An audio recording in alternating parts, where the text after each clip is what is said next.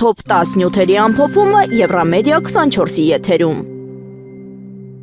ԱՄՆ փոխնախագահ Վենսի գրառումը, որտեղ հիշատակվել էր հայոց ցեղասպանություն ձևակերպումը, կարճ ժամանակ անց հեռացվել է պաշտոնական էջից։ Դեպքը լայն արձագանք է առաջացրել քաղաքական եւ փորձագիտական շրջանակներում, ընդգծելով թեմայի դիվանագիտական զգայունությունը։ ԱՄՆ վարչակազմի պաշտոնական պարզաբանումները սահմանափակ էին, սակայն միջադեպը կրկին ցույց տվեց, որ պատմական հիշողության հարցերը շարունակում են առանցքային դեր ունենալ հայ-ամերիկյան հարաբերությունների օրակարգում։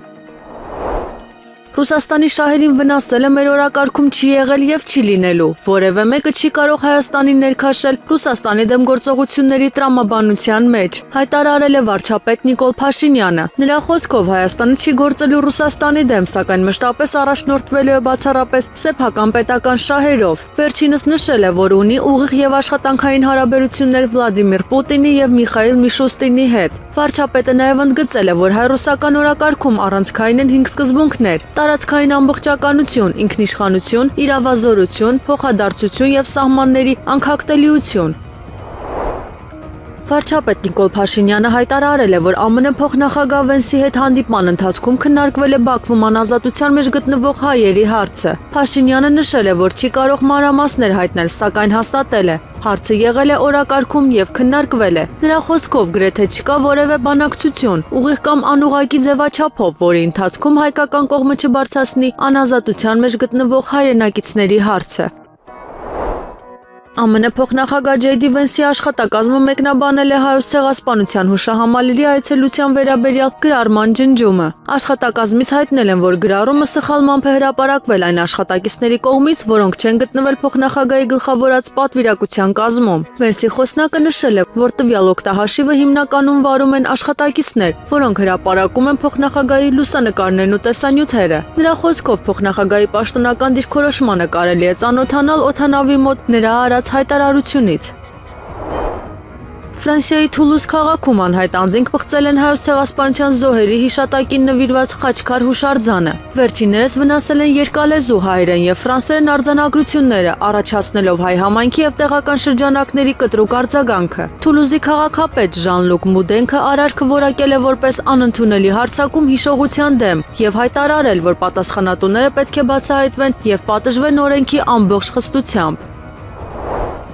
Հայաստանի եւ Ռուսաստանի հարաբերությունները նոր փուլ են անցնում Հարավային Կովկասում աշխարհաքաղաքական տատանումների ֆոնին։ ՀՀ-ում ՌԴ դեսպան Սերգեյ Կոպիրկինը նշել է, որ Ռուսաստանը շարունակում է լինել Հայաստանի առաջատար առևտրային գործընկերը եւ էներգապարենային անվտանգության ժամանակով ստուգված երաշխավորը։ Դեսպանի խոսքով մարտահրավերների հաղթահարումը պահանջում է երկարաժամկետ քաղաքական կամք եւ ռազմավարական իմաստություն, իսկ Ռուսաստանը շահագրգռված է ինքնիշխան, ուժեղ եւ ինքնաբավ Հայաստանով։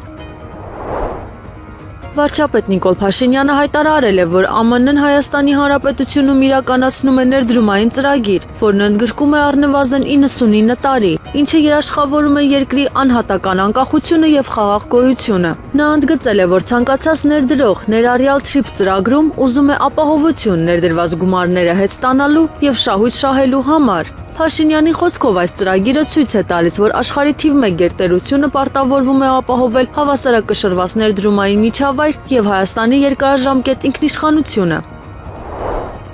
ՀՀ վարչապետ Նիկոլ Փաշինյանը շեշտել է, որ TRIP ծրագիրը ներդրումային նախաձեռնություն է միայն Հայաստանում եւ Ադրբեջանում նման ծրագիր չկա։ Նրա խոսքով օգոստոսի 8-ի քաղաքական հռչակագիրը արդեն վերածվել է տնտեսական նախաձեռնության, որտեղ ԱՄՆ-ն առաջնորդում է ներդրումային գործունեությունը, իսկ ծրագրի front office եւ back office համակարգերը պետք է ապահովեն բարձրորակ եւ գրավիչ ծառայություններ օգտվողների համար։ Փաշինյանը ընդգծել է, որ ՀՀ-ում եւ Ադրբեջանում սահմանային անցումները կգործեն երկրների ինքնիշխանության, տարածքային ամբողջության եւ իրավազորության շրջանակներում, իսկ TRIP-ը Ադրբեջանում բացակայում է, ուստի այնտեղի գործողությունների մասին կանխատեսումներ չկան։